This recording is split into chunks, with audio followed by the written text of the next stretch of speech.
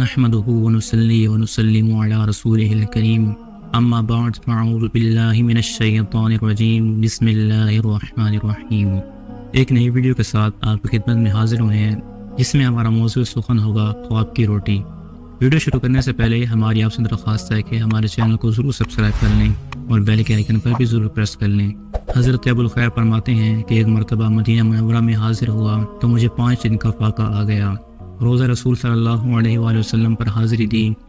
اور حضور صلی اللہ علیہ وآلہ وسلم پر سلام عرض کیا اور حضرت ابوبکر اور حضرت عمر پر بھی سلام عرض کیا اور پھر عرض کی، یا رسول اللہ، آپ کا مہمان ہوں اور 5 دن سے بھوکا ہوں، کھانے کے لیے کچھ نہیں ہے۔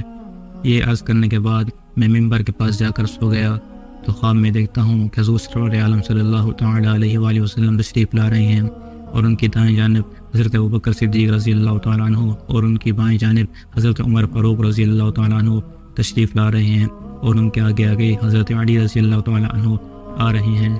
حضرت علی رضی اللہ تعالیٰ عنہ نے آگے بڑھ کر عزت بردار کیا اور فرمایا کہ 2 جہاں کے سردار اور سرور عالم صلی اللہ تعالیٰ علیہ وآلہ وسلم تشریف لا رہے ہیں اور تمہارے لیے کھانا لا رہے ہیں۔ حضرت ابو الخیر فرماتے ہیں، جب میں اٹھا تو کیا دیکھتا ہوں کہ حضور سرور عالم صلی اللہ تعالیٰ علیہ وآلہ وسلم تشریف لا رہے ہیں اور ان کے ہاتھ میں ایک روٹی ہے۔ میں نے آگے بڑھا اور حضور صلی اللہ تعالیٰ علیہ وآلہ وسلم نے مجھے روٹی عطا کی۔ میں نے حضور صلی اللہ تعالیٰ علیہ وآلہ وسلم کی پیشانی مبارک پر بوسہ دیا اور روٹی لے لی۔